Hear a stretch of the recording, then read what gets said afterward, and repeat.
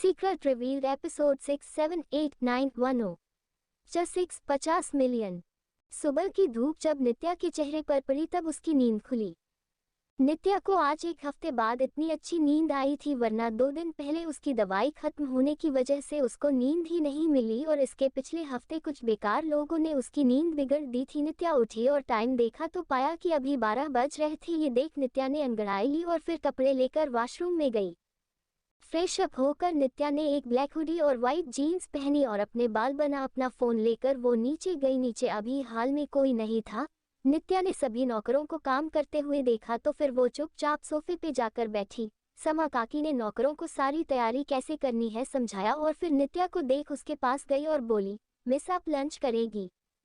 नित्या ने living room में देखते हुए हाँ में सर हिलाया। तभी उसका फोन बजा। नित्या ने फोन निकालकर नंबर देखा तो कोई प्राइवेट नंबर था। नित्या ने फोन उठाया तो दूसरी तरफ से एक आदमी की सेक्सी वॉइस उस तरफ से आई, हाय नित्या डार्लिंग। नित्या ने ये आवाज सुन अपने पैर वापस टेबल पर रखे और बेपरवाही से बोली, हम? नित्या का हम सुन दूसरी तरफ से उस आदमी ने कहा, you are so boring Nitya, by the way I got to know that you are back in business. ये सुन नित्या ने फिर हम में जवाब दिया, जिसे सुन उस आदमी ने कहा, वैसे वो साके लोग किसी बिग शॉट का डील लेने वाले हैं तो मुझे लगता है कि वो तुम्हें ही मिलेगा, तो थोड़ा केयरफुल रहना क्योंकि उस क्लाइंट को तुम ही चाहिए था। LW वो तुम्हारे पीछे 5 साल से पड़ा है तो देख लो तुम्हें क्या करना है। वैसे इन 5 सालों में उसकी सारी इन्फॉर्मेशन सब से गायब हो गई है। ये सुन नित्या ने अपने होठों को दबाया और फिर कुछ सोचकर बोली, I talk to you later. बोल नित्या फोन काटते लगी तो दूसरी तरफ से उस आदमी ने कहा, by the way happy birthday girl, your gift will reach to you by tomorrow, see ya. ये सुन नित्या ने धीरे से कहा, थैंक्स, और फोन काट दिया। तभी समा काकी उसका लंच लाए। नित्या ने अपना लंच किया और फिर सोफे से उठते हुए समा काली से पूछा, पार्टी कब से स्टार्ट है? नित्या की सवाल सुन समा काकी ने कहा, पार्टी शाम के 7 बजे स्टार्ट होगी। मैडम मिस रूही और उनके दोस्तों के साथ शॉपिंग पर गई है। उन्होंने हमें आपको डिस्टर्ब करने से मना किया था तो हमने आपको नहीं जगाया और sir mister and missus Chopra को रिसीव करने एयरपोर्ट गए हैं।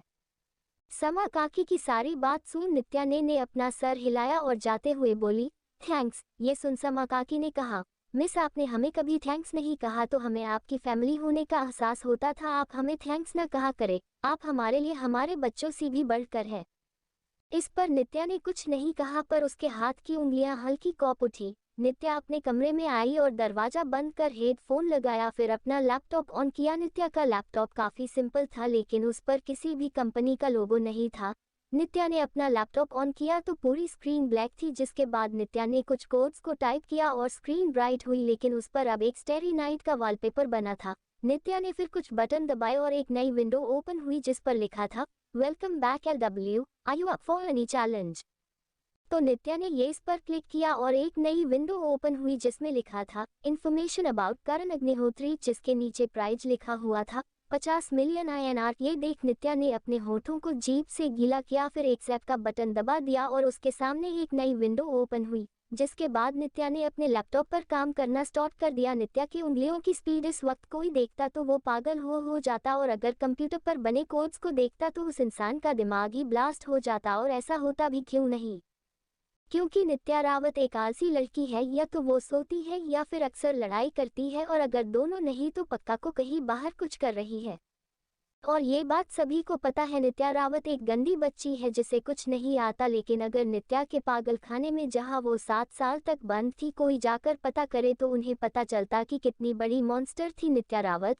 नित्या रावत का IQ किसी को भी नहीं पता, क्योंकि जिन्हें पता था उन्हें नित्या ने अपने हाथों से मारा था, और ये भी एक कारण था कि पागल खाने वाले लोग उसे नहीं आज़ाद करना चाहते थे। नित्या रावत को हर दूसरे दिन शॉक ट्रीटमेंट दी जाती, लेकिन वो तब भी पागल नहीं हुई थी। क्यों?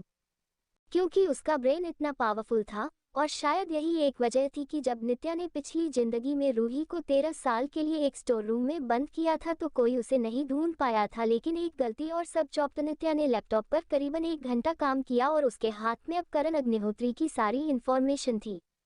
नित्या ने उस इन्फॉर्मेशन को एक बार चेक किया और फिर उसे सबमिट कर दिया, जिसके बाद उसके फ़ोन में एक मैसेज आया। नित्या ने अपना लैपटॉप बंद किया और फिर अंगड़ाई लेते हुए बिस्तर से उठी और एक ग्लास पानी पिया। फिर अपना फ़ोन चेक किया तो इसमें मैसेज था, your x account have received 50 million INR thanks. ये देख नित्या की काली आंख के आगे कुछ आया, जिसके बाद नित्या ने उस मैसेज को डिलीट किया। फिर अपने कमरे का दरवाज़ा खोला और नीचे गई। अब तक हाल में सारी तैयारी हो चुकी थी और अब निशा जी और बाकी सब भी आ चुके थे। विशाल जी भी ध्वनि और नवीन जी के साथ आ गए थे। सभी लिविंग रूम में बैठे बातें कर रहे थे। किसी के सीढ़ियों से उतरने की आवाज़ सुन सभी ने उस तरफ देखा तो आती हुई नित्या को पाया। विशाल जी ने अपनी बेटी को देख एक मुस्कान के साथ कहा, बच्चे अब कैसे लग रहा है, बुखार ठीक है? ये सुन नित्या ने विशाल जी को थोड़ी हैरानी से देखा तो विशाल जी ने उसे अपने पास आने का इशारा किया, जिसे देख नित्या उनके तरफ चल दी। विशाल जी ने पानी छोटी बेटी के माथे को छूकर देखा और फिर बोले, अब ठीक है बुखार, बैठो और बताओ खाना खाया? नित्या ने विशाल जी के बगल में बैठते हुए हाँ में सर हिलाया। तब विशाल जी बोले, वैसे अंकल आंटी को हाय करो, वो तुम्हारे और रूही के बर्थडे के लिए स्पेशली यहाँ आए हैं। इस पर नित्या ने नवीन और ध्वनि जी को देख हाथ जोड़कर कहा, नमस्ते।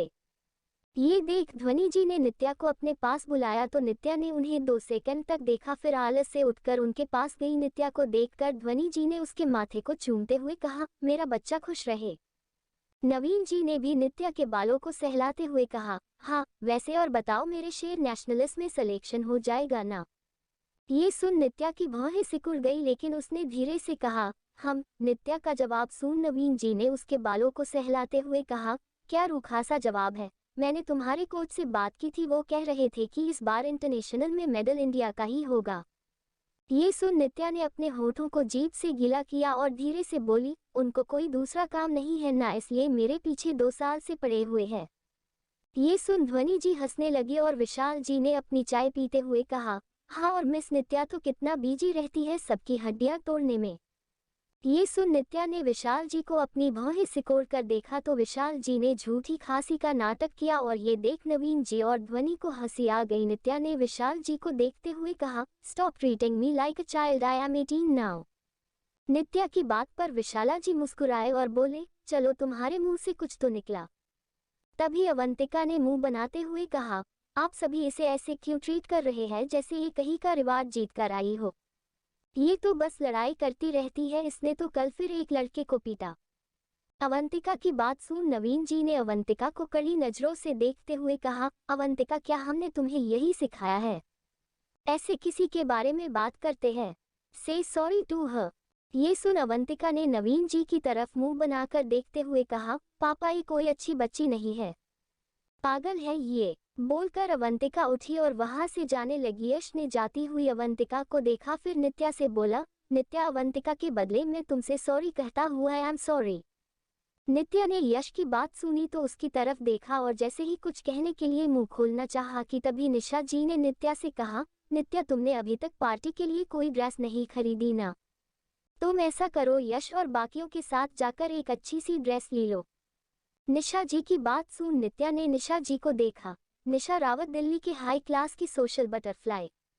44 साल की उम्र में भी निशा जी 30 की लगती थी। Well maintain body, elegant fashion aesthetic और बला की खूबसूरत। नित्या को रंग और रूप निशा जी से ही मिला था, लेकिन उसकी आंखें उसके पापा की तरह काली थी। पिछले 4 सालों में क्या बदला था नित्या से कोई पूछे तो वो ये कह सकती थी कि उसके पापा उससे शायद प्यार करने लगे थे और उसका ख्याल रखते थे। शायद ये उसकी बीमारी की वजह से पर प्यार था और इस वजह से नित्या विशाल जी से बात भी कर लेती थी। लेकिन निशा जी से नित्या का रिश्ता वैसा ही था जैसा 4 साल पहले थे।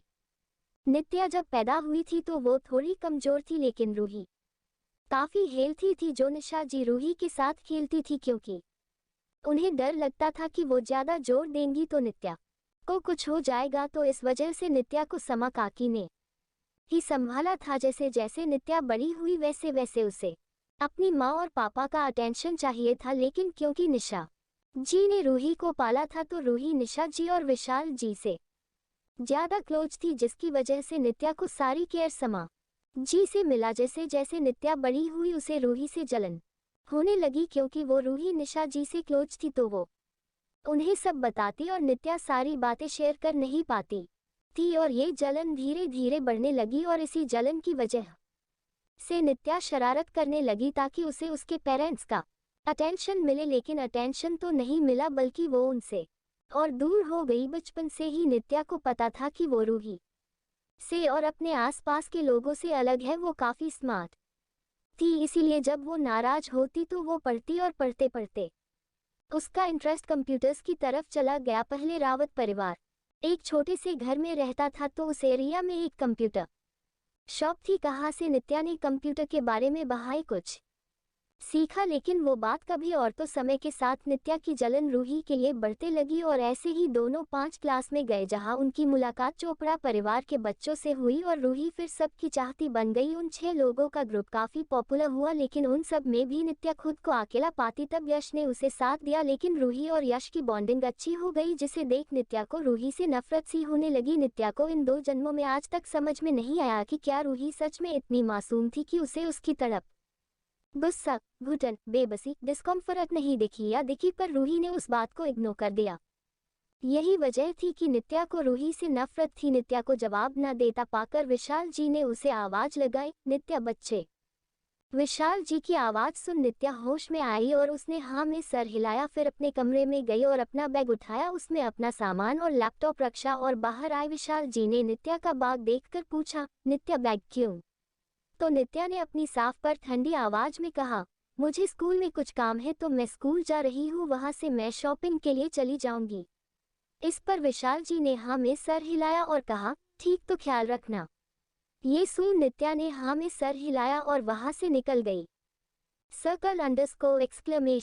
Just 7 fight। नित्या घर से निकली और ड्राइवर से बोली, कार निकालो, स्कूल जाना है।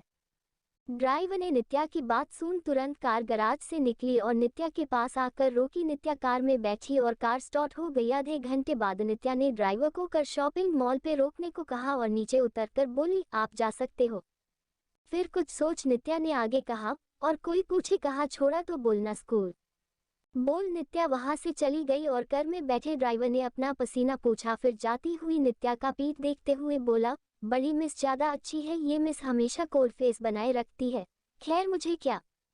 बोल ड्राइवर ने कार स्टार्ट किया और वहां से चला गया। यहाँ शॉपिंग मॉल के अंदर कुणाल ने अपने लिए कपड़े देखते हुए सोफे पर बैठे अमन को देखकर कहा, अमन भाई वैसे आपको पता है वो जो प्रीति लड़की थी ना जो कल आई थी, वो सिर्फ पढ़ने में ही नहीं बुरी है बल्कि उसकी रेपुटेशन भी काफी खराब है। मैंने कल जब उसके टीचर से बात की तो पता चला कि वो रावत परिवार की छोटी बेटी है, इसीलिए उसे स्कूल से नहीं निकाला। वैसे अमन भाई राजकुमार सर कब वापस आ रहे हैं? अमन जो आलस से सोफे पर बैठा हुआ था और अपनी आंखें बंद कर रखी थी, उसने कुणाल की सारी बातें सुनने के बाद अपनी आंखें आलस से खोली और कुछ सोचकर बोला, खुद पता कर लो। बोल अमन खड़ा हुआ और उस शॉप से निकलकर बाहर आया और अपनी सिगरेट जलाकर उसका एक कश लिया। तभी उसके पीछे से कुणाल की आवाज उसके कानों में पड़ी, ओ तेरी, ये क्या, ये लड़की यहाँ भी लड़ाई करना चाहती है क्या? ये सुन अमन ने आलस से उस लारफ एक नज़र देखा जो अब तक उसकी वॉलेट आंखें जो अब तक हर चीज में अनइंटरेस्टेड थी वो हल्की चमकी और अमन में अपनी सिगरेट का एक और काश लिया। फिर उस तरफ अपने कदम बढ़ा लिए नित्या कार से निकल मॉल के अंदर आई कि तभी एक छोटी सी बच्ची उसके पास आई और उसके सामने गुलाब करते हुए बोली, दीदी ये गुलाब ले लो, सिर्फ 20 रुपए का है।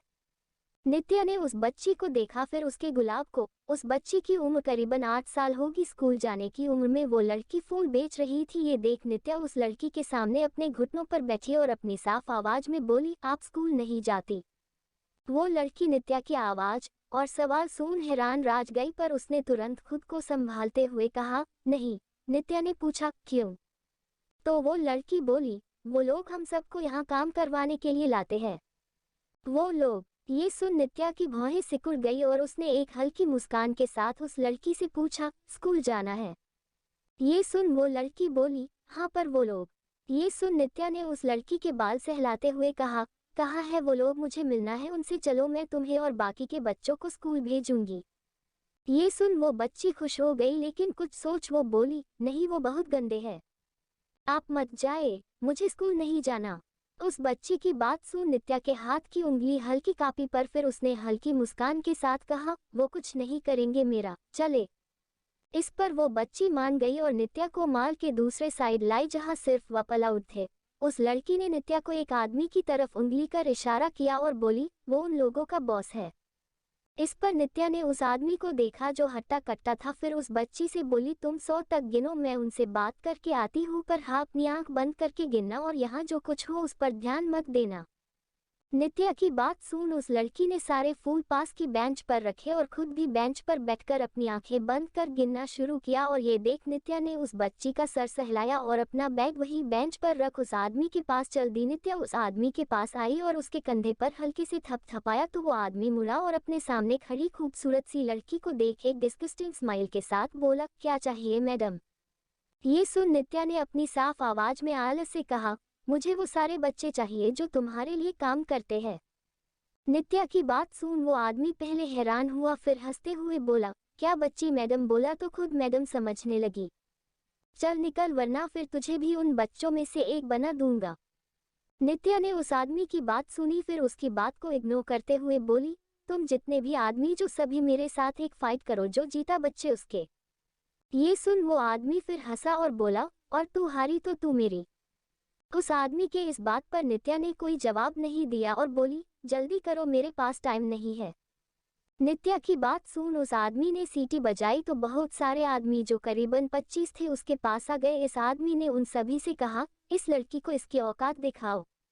ये सुन सभी आदमियों में से एक आदमी बोला, भाई इसके लिए तो मैं ही काफी हूँ। बोल वो नित्या की तरफ बढ़ा और जैसे ही उसने नित्या को लात मारने के लिए अपना पैर उठाया कि तभी नित्या ने उसकी टांग पकड़ी और फिर उन आदमियों के बॉस को देखते हुए बोली, टाइम नहीं है।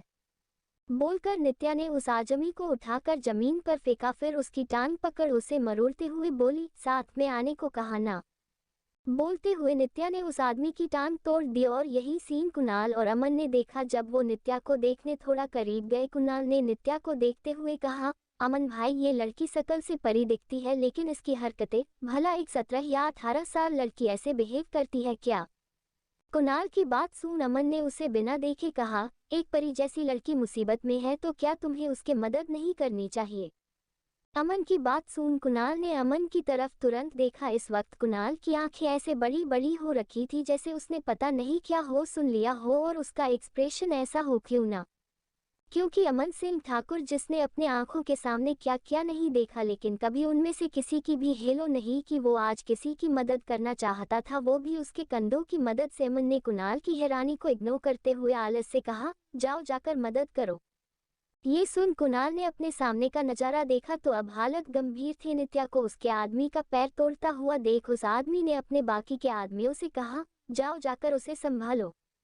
ये सुन सभी आदमी एक साथ नित्या की तरफ बढ़े और ये देख नित्या के चेहरे पर एक मुस्कान छा गई और उसकी आंखें दोबारा लाल होने लगी। नित्या ने वही पास में पड़े लोहे की रोड को उठाया और आते हुए आदमियों के गले पर जोर से मारा, जिसके बाद एक साथ ही 5 आदमी नीचे गिरे। और ये देख वहां खड़े लोग और वो आदमी हैरान रह गए, लेकिन नित्या ने उन लोगों को मौका दिए बगैर बाकी के आदमियों के गले पर मरना जारी रखा और 30 सेकंड में वो 25 के 25 आदमी जमीन पर थे। नित्या ने उस रोड को जमीन पर फेंकते हुए उन आदमियों के हेड से कहा, सारे बच्चे अगर मेरे 20 गिनने तक यहाँ नहीं पहुँच तो तुम। बोली हुई नित्या ने आसमान की तरफ इशारा किया और बोली, वहां पहुंचोगे? So fast. बोल नित्या ने काउंटिंग शुरू की और उस आदमी ने डर के मारे फिर सिटी बजाए और अपने जेब से एक रिमोट निकल कर दबाया, जिसके कुछ ही सेकंड बाद वहां पर बहुत सारे बच्चे भागकर आए और इन सब में अभी नित्या ने 8 तक भी नहीं गिना था। नित्या ने सभी बच्चों को देखा, फिर उस आदमी के पास वो गिरा हुआ रोड उठाकर आई और उस आदमी के घुटनों पर मारते हुए बोली, अब पुलिस को तुम बुलाओगे या मैं? ये सुन उस आदमी ने कांपते हुए हाथों से पुलिस को फोन किया और इस बीच में नित्या ने अपना फोन निकाला और कुछ करने लगी। करीबन 2 मिनट बाद वो बच्ची जो नित्या के पास गुलाब बेचने आई थी वो आई और नित्या के हुडी को खींचते हुए बोली, दीदी आप ठीक तो हो ना? उस बच्ची की आवाज सुन नित्या ने अपना फोन बंद किया और उस बच्ची के सामने झुकते हुए बोली, हाँ तुम सभी बच्चों को देखो और बताओ तुम्हारे सभी दोस्त हैं ना यहाँ पर? इस पर उस बच्ची ने तुरंत वहां खड़े सभी बच्चों को देखना शुरू किया और सबके नाम लेने शुरू किए। इन सब में 1 मिनट बीत गया और वो बच्ची फिर नित्या की तरफ मुड़कर बोली, हाँ सभी है। वैसे दीदी इन सभी लोगों को क्या हुआ है? ये सभी यहाँ सो क्यों रहे हैं? ये सवाल सुन नित्या ने उस लड़की के बालों को सहलाया और बोली, क्योंकि सभी को नींद आ रही थी। नित्या की ये बात सुन वो आदमी और वहां खड़े सभी लोग हैरान थे। कुणाल ने नित्या की तरफ इंटरेस्ट से देखते हुए कहा, क्या लड़की है बताओ, ऐसे कोई झूठ कहता है? इस झूठ का क्या सेंस बना? तभी वहां पर पुलिस आ गई क्योंकि मॉल के पास पुलिस थाना था तो पुलिस को आने में टाइम नहीं लगा। पुलिस को देख वो आदमी जिसने पुलिस को बुलाया था उसने पुलिस से कहा, सर इस लड़की ने मेरे दोस्तों को मारा है, आप इसे अरेस्ट कर लीजिए। लेकिन उस पुलिस ऑफिसर ने उस आदमी को इग्नोर किया और नित्या के पास आकर रिस्पेक्ट के साथ बोला, मिस रावत आप यहाँ। नित्या ने उस ऑफिसर को देख कहा, ये लोग इन बच्चों से काम करवाते हैं, आप इन सभी को थाने में ले जा सकते हैं। नित्या की बात सुन इस ऑफिसर ने सभी जगह देखा जो आदमी गिरे हुए थे और वहां पर बहुत सारे बच्चे भी थे। ये देख उस पुलिस ऑफिसर के चेहरे की पोलाइट स्माइल गायब हो गई और उसकी शक्ल रोनी सी हो गई, पर उसने खुद को कंट्रोल में करते हुए कहा, जी मैं ये हैंडल कर लूंगा। और ये बच्चे? तो नित्या ने कहा, इन्हें विश्वास अनाथालय भेज दीजिए और यहाँ पर सब कुछ हैंडल कर लीजिएगा। बोल नित्या ने उस बच्ची के सर को सहलाते हुए कहा, आप इन अंकल के साथ जाओ, ये आपको एक नए घर ले जाएंगे जहां जाकर आप स्कूल भी जा सकती हो। इस पर वो लड़की खुश होते हुए बोली, सच में? तो नित्या ने हाँ में सर हिलाया और बोली, हाँ। बोल नित्या ने अपना फोन अपनी पैंट के पॉकेट में डाला, तभी उसे खुद पर किसी की तेज नजरें महसूस हुई जो बाकी लोगों की नज़र से अलग थी। महसूस कर नित्या ने उस तरफ देखा तो वहां कोई नहीं था। ये देख नित्या ने अपना सर झटका और अपना बैग बेंच से उठाया और अपना ईयरफोन फोन में लगाकर कानों में लगाया और वहां से बाहर निकल गई। यहाँ माल के पार्किंग लॉट में कुणाल ने ड्राइवर सीट का दरवाजा खोलते हुए कहा, अमन भाई आपको क्या लगता है रावत परिवार इतना पावरफुल है कि डीएसपी प्रताप जो खुद एक ईमानदार पुलिस वाले हैं वो उस घर की लड़की की इज्जत करने लगे हैं? अमन भी कार की बैक सीट खोल कार में बैठा और अपना सीट पर आराम से बैठते हुए बोला, कर स्टार्ट करो। अमन की बात सुन कुणाल ने अपनी आंखें गोल गोल घुमाई, तभी उसके दिमाग में कुछ क्लिक हुआ और वो बोला, अमन भाई क्या आप? लेकिन इसके आगे कुणाल ने कुछ नहीं कहा क्योंकि उसके कानों में अमन की उंगलियों से टक टक करने की आवाज कान में पड़ी। फिर उसने गहरी सांस लेकर कहा, उसे ठाकुर परिवार कभी एक्सेप्ट नहीं करेगा।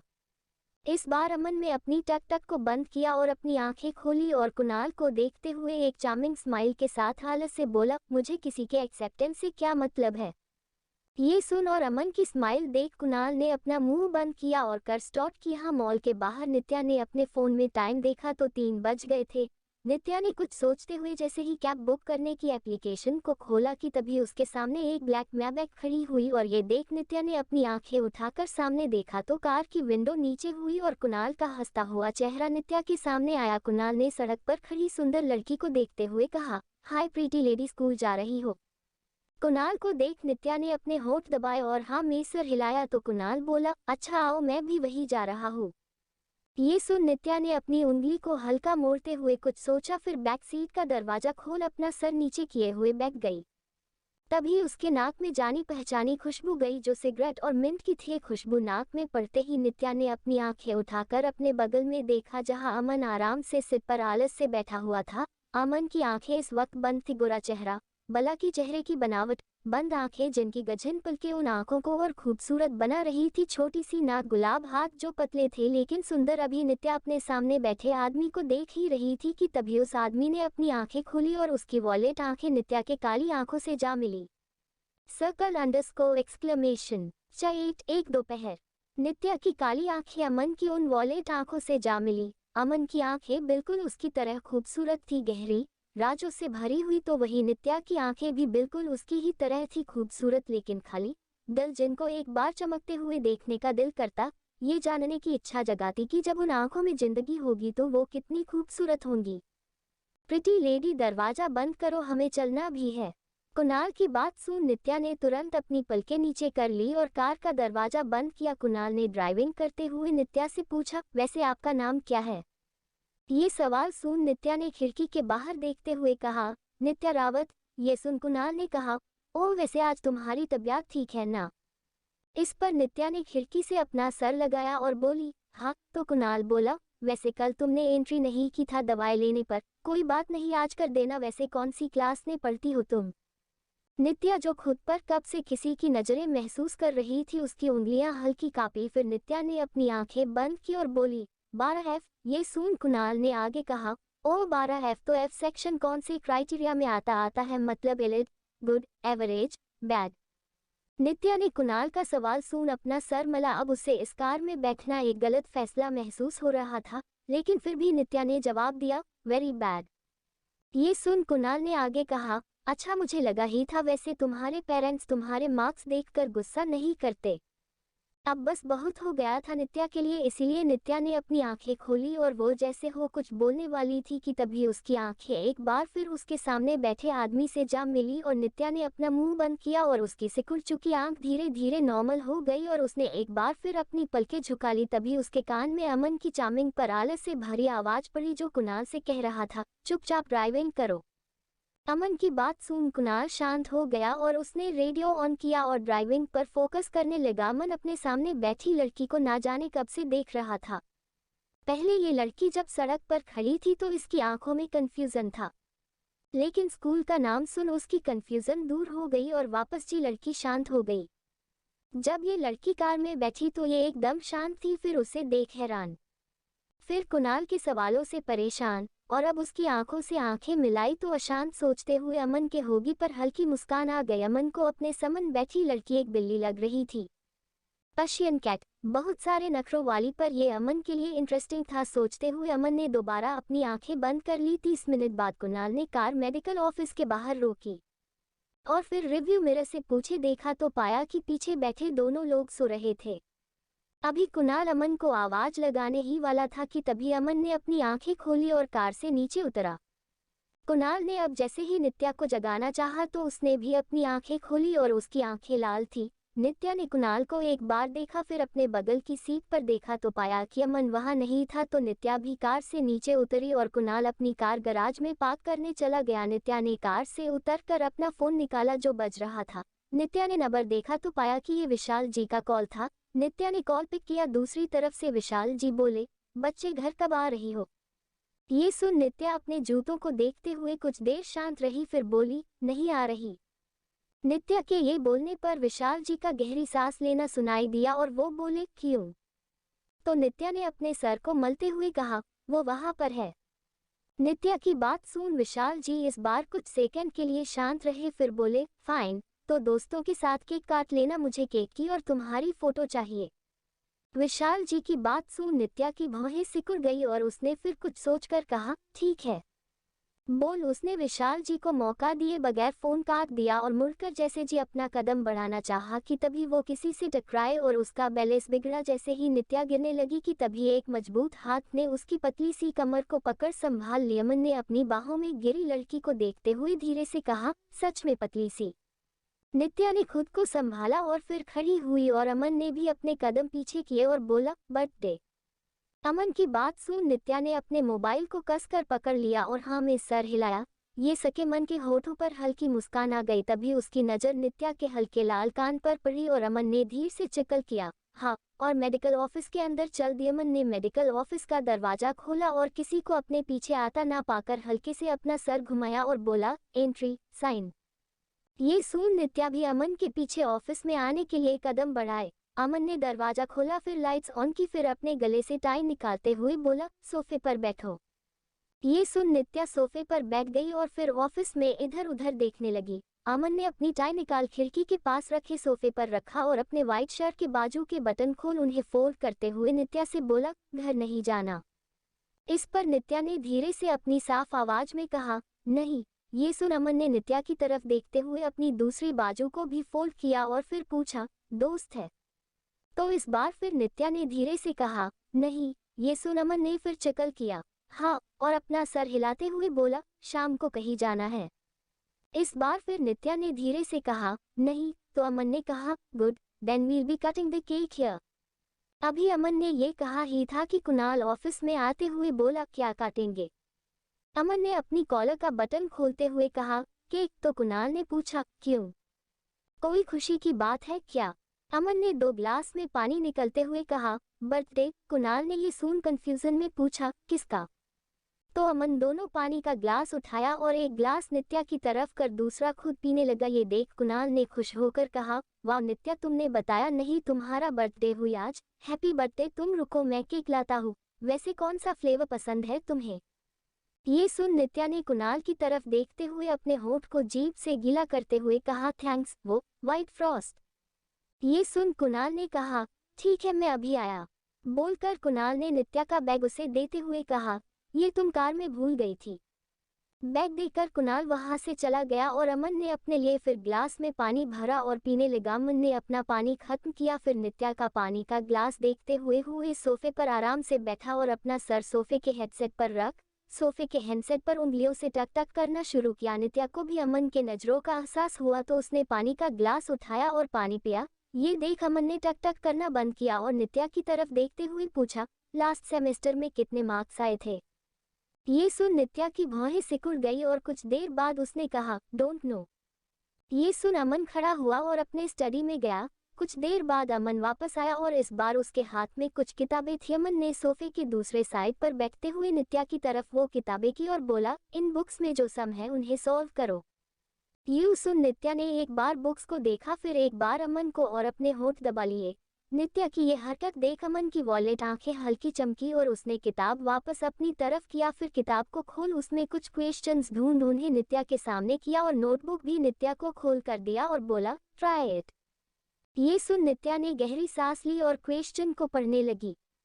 वो क्वेश्चन केमिस्ट्री का था। नित्या ने कुछ देर तक उस क्वेश्चन को देखा, फिर कॉपी में आंसर लिखना स्टार्ट किया। जो पेज अमन ने नित्या के लिए खोला था उसमें 15 क्वेश्चन थे। नित्या ने धीरे धीरे आंसर्स लिखना सत्र किया और ये देख अमन के डेविलिश हैंडसम चेहरे पर हल्की मुस्कान छा गई, पर वो तुरंत गायब भी हो गई। अमन ने कुछ देर तक नित्या को देखा, फिर स्टडी में जाकर वहां से लैपटॉप लाया और वो भी सोफे की दूसरी साइड बैठकर काम करने लगा। खिड़की से आती धूप दोनों पर पड़ रही थी, एसी से आती ठंडी हवा और कीबोर्ड की टिक टिक, पेन का कॉपी पे चलाना, सब कुछ काफी शांत था और सुकून देने वाला भी।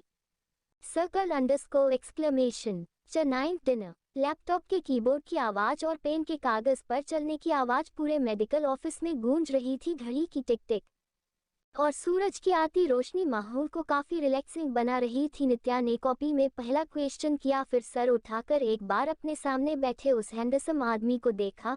फिर नित्या ने अपने को वापस कॉपी पर रखा और दूसरा क्वेश्चन करने लगी। धीरे धीरे आधा घंटा बीत गया और कुणाल वापस आ गया। कुणाल ने कार बाहर पार्क की और फिर एक केक का बॉक्स लेकर अंदर आया। कुणाल ने मेडिकल ऑफिस का दरवाजा खोला और फिर केक को नित्या के सामने रखते हुए बोला, ये रहा व्हाइट फ्रॉस्ट केक, ये मैं स्पेशली तुम्हारे लिए रॉयल बेकरी से लाया हूँ। कुणाल की बता सुन नित्या ने एक बार उसकी तरफ देखा, फिर उसे इग्नोर कर क्वेश्चन पर ध्यान देने लगी। नित्या के हाथ में कॉपी पेन और सामने किताब खुली हुई देख कुणाल भी नित्या के बगल वाले सिंगल सोफे पर बैठा और किताब को लेकर उसके क्वेश्चंस पढ़कर मजा किया। अंदाज में बोला, केमिस्ट्री के क्वेश्चंस। नित्या, तुम्हें ये समझ में भी आ रहा है? कुणाल की बात सुन नित्या ने उसे चिढ़कर देखा, फिर कॉपी पर कुछ लिखने लगी, लेकिन नित्या के लिखने के स्टाइल को देख कुणाल को हंसी आ गई और उसने नित्या के हाथ से कॉपी और ले लिया। फिर उन आंसर्स को देखते हुए बोला, नित्या, तुम्हें ये क्वेश्चन करने ही नहीं चाहिए थे, तुम्हारी राइटिंग एक 5 के बच्चे से भी गंदी है। ये बोल कुणाल हंसने लगा और नित्या ने एक बार कुणाल को देखा और फिर जोर पर अपनी पीठ और दर टिका कर आराम से बैठते हुए अपनी आंखें बंद कर ली। अमन ने कुणाल की बातें सुन उसकी तरफ देखा, फिर आराम से बैठी या कहे लेटी हुई लड़की को देख कुणाल के हाथ से कॉपी मांगते हुए बोला, उसे मुझे दो और जाकर शाम के खाने की तैयारी करो। अमन की बात सुन कुणाल ने अमन को कॉपी दे दी और फिर उठते हुए बोला, नित्या, क्या खाना है तुम्हें? आज तुम्हारा बर्थडे है तो बताओ, वही बनेगा। खाने का नाम सुन नित्या को विशाल जी की बात याद आई और उसने अपनी आंखें खोल अपने पतले हाथ को देखते हुए साफ आवाज में कहा, पिज्जा। पिज्जा सुन कुणाल ने खुश होते हुए कहा, तो ठीक है, मैं अभी ऑर्डर कार्य हूँ। तभी अमन की साफ आलस से भरी आवाज नित्या और कुणाल के कानों में पड़ी, मिक्स वेज बिरयानी। ये सुन नित्या की भौहें सिकुड़ गई और उसने अमन की तरफ अपने होठों को दबाते हुए देखा और कुणाल का मुंह बन गया। किसी की नज़र खुद पर महसूस कर अमन ने अपने हाथ में पकड़ी कॉपी से नज़र उठाए और नित्या की तरफ देखते हुए अपनी आलस भरी आवाज में बोला, बच्चों को हेल्थी खाना खाना चाहिए। ये सुन नित्या ने दूसरी तरफ अपना मुंह कर लिया और कुणाल को हंसी आ गई और उसने किचन की तरफ जाते हुए मन में कहा, हाँ, ताकि बच्चा बड़ा हो तो उसे खा सके। यहाँ अमन ने नित्या के किए हुए 2 क्वेश्चन को देखा, फिर टेबल पर रखी कलम को उठाकर उन्हें सही से सॉल्व करके नित्या की तरफ कॉपी करते हुए बोला, इन्हें फिर करो। बोल अमन ने लैपटॉप पर काम करना फिर स्टार्ट कर दिया। नित्या ने अमन की बात सुन अपनी कॉपी उठाए और फिर सोफे पर अपने पैर रख उन सही किए हुए आंसर्स को देखा तो उसकी भौहें सिकुड़ गई। नित्या ने जो आंसर लिखा था वो सही था, लेकिन उसकी टेक्निक अलग थी। वो तकनीक ग्रेजुएशन के बच्चे यूज करते थे, लेकिन अमन ने जो आंसर लिखा था उसकी टेक्निक एक 12th क्लास के बच्चे की तरह थी। नित्या की राइटिंग खराब होने की वजह से कुणाल को वो समझ में नहीं आया, लेकिन अमन ने आंसर को पढ़ उसको सही किया। तभी अमन ने कुछ सोचा और फिर वो किताब उठाकर उसके कुछ और पन्ने पलट फिर एक पन्ना खोल नित्या के सामने रखते हुए बोला, उसके बाद राइटिंग की प्रैक्टिस करो। बोल। अमन ने नित्या का एक्सप्रेशन देखे बगैर अपने लैपटॉप पर काम करना जारी रखा और सोफे पर बैठी नित्या ने अमन के हैंडसम चेहरे की तरफ डिस्प्लेजर में देखा, जो देखने में ऐसा लग रहा था कि जैसे किसी ने एक सो रही बिल्ली को जगा दिया जो और वो ना खुश हो। अमन ने नित्या की नजरों को खुद पर महसूस किया तो उसकी तरफ देखा और अमन को खुद की तरफ देखता पाकर नित्या वापस क्वेश्चंस करने लगी। यहाँ पुलिस स्टेशन में डीएसपी प्रताप पिछली 2 घंटे से किसी को कॉल करने की कोशिश कर रहे थे, लेकिन कॉल लग नहीं रहा था। डीएसपी प्रताप ने अपनी कुर्सी से उठते हुए एक बार और कॉल करने का ट्राई किया और मन में बोले, सर कॉल पिक कर लीजिए। और इस बार कॉल पिक हो गई और दूसरी तरफ से एक बुजुर्ग आदमी की आवाज आई जो कि शायद 60 साल का होगा करीबन। क्या हुआ प्रताप सर, इतनी बार कॉल करने का क्या कारण है? ये सुन डीएसपी प्रताप ने गहरी सांस लेकर कहा, सर मिस नित्या रावत ने आज राठौर के आदमियों को पिटा और उसका धंधा बंद कर दिया। डीएसपी प्रताप की बात सुन दूसरी तरफ से वो आदमी हंसते हुए बोला, हाँ, अच्छा ये तो अच्छी बात है। वैसे भी वो राठौर काफी उछल रहा था।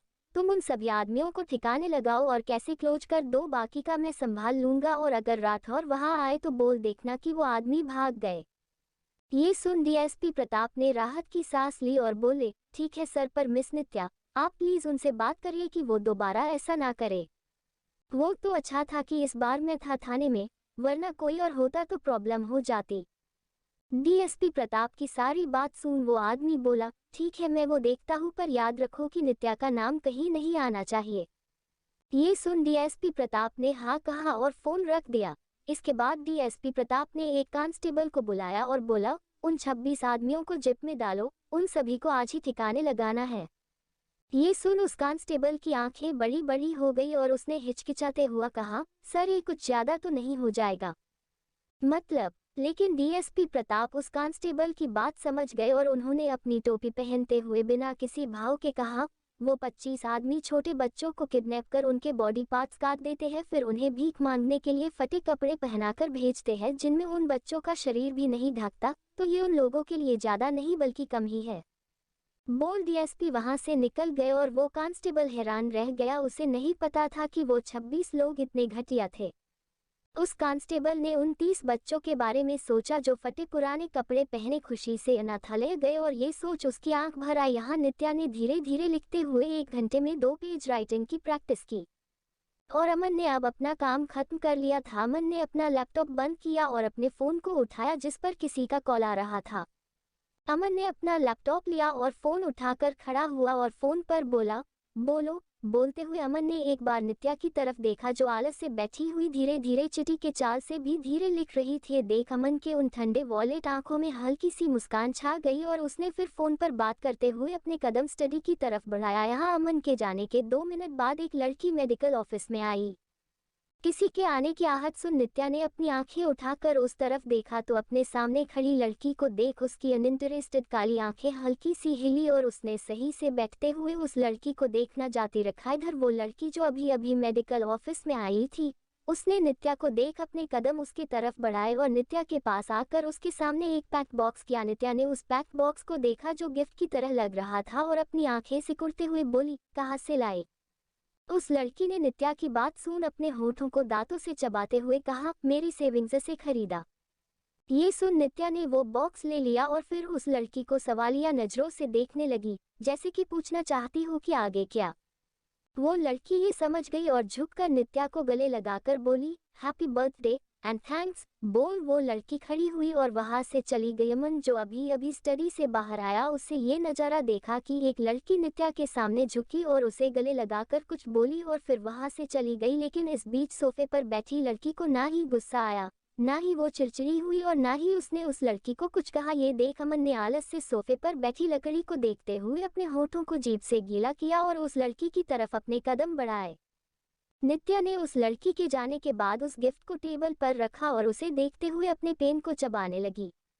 अमन नित्या के पास वाले सिंगल सोफे पर आलस से बैठा और फिर टेबल पर अपने पैर रखते हुए नित्या के हाथों से उसका पेन लिया। और उसकी कॉपी लेकर देखने लगा। नित्या ने यूं पेन लिए जाने पर उस आदमी की तरफ देखा जिसने उससे उसका पेन लिया था। फिर चुपचाप अपनी आंखें बंद कर सोफे पर अपना सर टिकाया। अमन ने नित्या की कॉपी को देखते हुए धीरे से उसके पेन को पास में पड़े पेन होल्डर में डाला। उन दो पन्नों को देखते हुए अमन का ठंडा चेहरा हल्का सा ब्राइट हो गया और उसने कॉपी को टेबल पर रखा। फिर 2 ग्लास में पानी डाला और एक ग्लास का पानी उठाकर पिया। फिर दूसरे ग्लास को देखते हुए हल्के से टेबल पर नोट करना स्टार्ट किया। नित्या ने इस टक टक को सुना, फिर अपनी आंखें खोली और अपने सामने बैठे आदमी को डिस्प्ले में देखने लगी। लेकिन उस आदमी को जैसे नित्या की नज़र महसूस ही नहीं हुई हो और वो शांति से उस पानी के ग्लास को देख रहा था। नित्या ने उस पानी के ग्लास को देखा, फिर उसके बगल में रखे खाली ग्लास को। ये देख नित्या ने वो पानी का ग्लास उठाया और अमन ने टेबल पर नोट करना बंद कर दिया। ये देख नित्या ने चुपचाप पानी पिया और ग्लास को टेबल पर रखा। तभी कुणाल किचन से बाहर निकल कर आया और टेबल पर गरम गरम वेज बिरयानी की कढ़ी रखते हुए कहा, चलो तुम दोनों जाकर हाथ मुंह धुल कर आओ और तब कहना खाते हैं, मुझे तो बहुत भूख लगी है। अमन ये सुनकर उठा और क्लिनिक के पीछे बने कॉटेज में गया और कुणाल ने नित्या को क्लिनिक में बने वॉशरूम की तरफ इशारा करते हुए कहा, वो वॉशरूम है, तुम भी जाओ, हाथ मुंह धुल कर आओ। अमन भाई तो गए। ये सुन नित्या उठी और वॉशरूम की तरफ चली गई। हाथ मुंह धुल कर नित्या वापस आई तो कुणाल ने उसे एक टॉवल देते हुए कहा, ये लो, ये किसी ने यूज नहीं किया है, ये नया है। ये सुन नित्या ने वो टॉवल लिया और अपना हाथ मुंह पोंछा। फिर नित्या ने वो टॉवल कुणाल को वापस दे दिया। ये देख कुणाल ने स्पीचलेस होकर नित्या को देखा, फिर गहरी सांस लेकर उसे सोफे पर रखा और नित्या अपने और अमन के लिए खाना निकाला। 10 मिनट बाद अमन भी आ गया। अमन ने अब अपने कपड़े चेंज कर लिए थे। उसने अब ब्लैक टी शर्ट और व्हाइट लोवर पहना था। अमन टॉवल से अपने बाल पोंछते हुए नित्या के सोफे के दूसरी साइड आकर बैठा और फिर अपना टॉवल खिड़की के पास रखे सोफे पर फेंका जहां नित्या का भी टॉवल था और फिर अपनी खाने की प्लेट उठाई। कुणाल ने ये देख अपना खाना खाना शुरू किया और नित्या से बोला, नित्या तुम भी शुरू करो। ये सुन नित्या ने अमन की प्लेट को देखा जिसमें पनीर था, फिर अपनी प्लेट को देखा जिसमें सब्जियां थी। ये देख नित्या ने नाखुश होकर कुणाल को देखा और अपना खाना खाना शुरू किया। अमन ने खुद से थोड़ी दूर बैठी लड़की को देखा जो नाखुश होकर अपना प्लेट देख रही थी। ये देख अमन ने अपनी प्लेट में पनीर के पीस को देखा और उसका एक बाइट लिया। आज अमन को ये पनीर रोज से ज्यादा टेस्टी लग रहा था। ! चटेंट ममता रावत मेंशन। नित्या के चले जाने के बाद ध्वनि जी ने विशाल जी से कहा, विशाल कि आप तो जानते ही हैं ना कि अवंतिका कितनी बिगड़ी हुई है। मैं उससे कहती हूँ लेकिन वो को उसके दिल में होता है उसके जुबान पर। मैं तो परेशान हो गई हूँ इस लड़की से। ध्वनि जी की बाय विशाला जी ने बात को खत्म करते हुए कहा, ध्वनि जी ये सब बच्चे हैं, आप ये सब छोड़िए और जाकर आराम कर लीजिए। आप थक गई होंगी ना, और वैसे भी 3 घंटे बाद पार्टी स्टार्ट होने वाली है तो सभी जाकर रेडी हो जाए। ये सुन सभी उठकर वहां से जाने लगे। पार्थ ने जाते हुए रूही से कहा, रूही नित्या हमसे अब बात क्यों नहीं करती। रूही ने अपने बाल जो गाल पर आ रहे थे उन्हें कान के पीछे करते हुए कहा, पता नहीं पार्थ, मैं तो खुद ये बात जानना चाहती हूँ। वैसे ये छोड़ो, चलो अवंतिका के पास चलते हैं। इस पर देव ने रूही और पार्थ से कहा, पार्थ रूही तुम दोनों जाओ, मैं और भाई आते हैं। इस पर रूही ने हाँ में सर हिलाया और वहां से चली गई। देव यश के पास आया और दोनों यश के कमरे की तरफ चलने लगे। देव ने यश को देखकर कहा, भाई आपको क्या लगता है नित्या ऐसी क्यों है, और आज तो माँ पापा भी उससे कितने प्यार से बात कर रहे थे। देव की बात पर यश ने अपने पैंट की जेब में हाथ डालते हुए कहा, don't know, may be only they know something about it. अच्छा मैं कमरे में जा रहा हूँ, मुझे कुछ काम है, तू जाकर अवंतिका से मिल ले और उसे समझा कि अब वो बड़ी हो गई है। So Nitya, so now it's not good that every time you have to poke someone. ये सुन देव ने हाँ में सर हिलाया और वहां से चला गया। यश अपने कमरे में आया और सोफे पर रखे अपने लैपटॉप को उठाकर कुछ काम करने लगा। तभी उसके दोस्त का कॉल आया। यश ने कॉल पिक किया तो दूसरी तरफ से यश का दोस्त बोला, यश तेरी वो मिठाई अवंतिका के स्कूल में उसकी क्लास में ट्रांसफर हो गई है। यहाँ अवंतिका के कमरे में अवंतिका मुंह फुलाए बेड पर बैठी हुई थी। रूही और पार्थ कमरे में आए और अवंतिका के पास बैठते हुए बोले, अवंतिका यार गुस्सा मत हो। अवंतिका ने पार्थ की बात सुन उसे घूरा। तब रूही ने उसको साइड से गले लगाते हुए कहा, अवंतिका यार गुस्सा मत कर, देख मेरा बर्थडे है आज, तो मुंह मत फुला, चल अभी तो हमें तैयार भी होना है, 3 घंटे में पार्टी स्टार्ट हो जाएगी। हमें अभी वैक्स करना है, फिर फेशियल भी, फिर मेकअप भी। अब वो मान जा यार, चल अब नाराज मत हो। रूही की बातें सुन अवंतिका ने उसे देखा, फिर बच्चों की तरह बोली, अच्छा ठीक है तेरे कहने पर। लेकिन अगर वो नित्या मेरे सामने आज पड़ी ना तो मैं उसका मुंह तोड़ दूंगी। ये सुन रूही ने हाँ में सर हिलाया और बोली, पक्का? तो अवंतिका हंसी और उसको गले लगाकर बोली, जो रेडी होने चले। इस पर रूही ने हाँ में सर हिलाया। तभी देव कमरे में आते हुए बोला, अवंतिका उससे पहले मुझे तुझसे बात करनी है। देव को सीरियस देख पार्थ ने कहा, क्या हुआ भाई? तो देव ने कमरे का दरवाजा बंद किया और अवंतिका के पास आकर बोला, अवंतिका नित्या कैसी भी है लेकिन वो अब हमसे बात नहीं करती, न ही अब वो भाई के पीछे पड़ी है, तो तू भी अब उसका पीछा छोड़ दे। वो तुझे तेरी बदतमीजी को इग्नोर करती है, वरना वो चाहे तो तुझे पीटे और उसके ये करने पर कोई उसे कुछ नहीं कहेगा 4 साल पहले की तरह। तो अब बस कर। देव को बात सुन पार्थ ने भी कहा, हाँ यार प्लीज, अब चीजों को तू गंदा कर रही है। वैसे भी नित्या को हमसे कोई लेना देना नहीं है, तो तुझे भी अब उसे इग्नोर करना चाहिए, वरना तुझे ऐसे ही पापा से डांट पड़ेगी। रूही ने भी कहा, हाँ वो नित्या को तू अब बस भूल जा। सबकी बात सुन अवंतिका ने आज जो कुछ हुआ और पिछले 4 साल से को कुछ हुआ है सब सोचा, फिर बोली, ठीक है लेकिन बस तुम सबके कहने पर, वरना मैं उसका मुंह तोड़ देती। अवंतिका की बात सुन देव, पार्थ और रूही मुस्कुराए और अवंतिका को गले लगा लिया।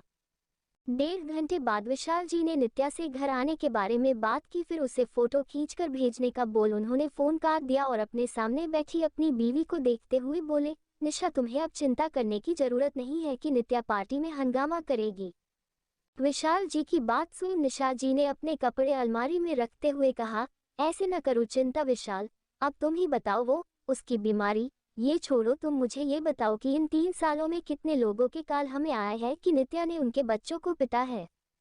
और 4 साल पहले वो 1 साल के लिए पता नहीं कहाँ गायब हो गई थी। वो तो अच्छा था कि हमने सबसे ये कह दिया कि नित्या यूरोप गई है, लेकिन हमें तो पाया है ना कि वो पूरे 1 साल के लिए गायब थी।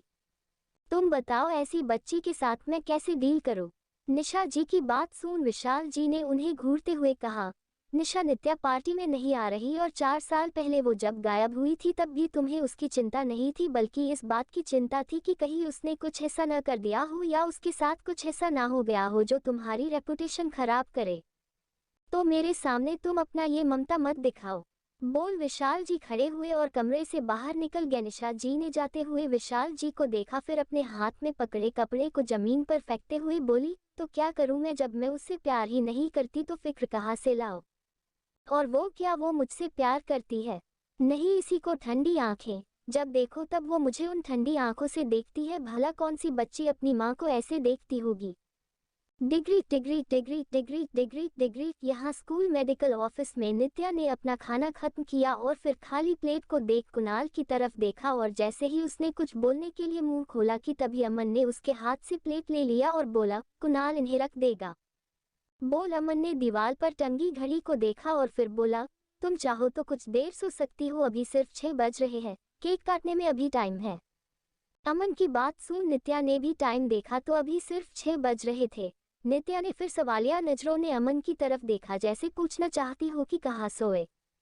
नित्या की नजर देख अमन खड़ा हुआ और बोला, तुम सोफे पर सो जाओ। बोल अमन ने कुणाल को देखा जिसने खाना खत्म कर लिया था और अब अपने पेट को सहला रहा था। देख अमन ने कुणाल के पैरों पर एक लात मारी और थोड़े डिस्गस्ट के साथ बोला, सब साफ करो और स्टडी में पड़े फाइल्स पर रिपोर्ट बनाओ। अमन की बात सुन कुणाल ने मुंह बनाकर अमन को देखा, फिर खड़ा होकर सारे बर्तन उठाए और किचन में गया। फिर अमन ने भी वेंटिलेशन चालू किया और कुणाल ने टेबल साफ किया। सोफे पर नित्या आराम से लेटी और अपनी आंखें बंद कर ली। जब खाने की सारी स्मेल कमरे से गायब हो गई तो अमन ने वेंटिलेशन बंद किया और सोफे पर लेटी नित्या को देख ऐसी को सही से सेट किया और कमरे में जाकर एक कंफर्टर लाकर नित्या को उड़ा दिया। सोफे पर लेटी हुई नित्या को जल्द ही मिंट की हल्की खुशबू ने घेर लिया और धीरे धीरे उसे सच में नींद आ गई। यहाँ अमन भी खिड़की के पास वाले सोफे के पास आया और अपनी और नित्या की टॉवल को उठाकर खिड़की पर डाल दिया, फिर खुद भी सोफे पर लेट अपनी आंखें बंद कर ली। शाम हो चली थी, धूप जा रही थी। एसी के चलने की आवाज और उसकी ठंडी हवा, घड़ी की टिक टिक और हल्की सी मिंट की खुशबू ने पूरे मेडिकल ऑफिस को घेर रखा था। धीरे धीरे समय बीता और अब शाम से रात हो गई।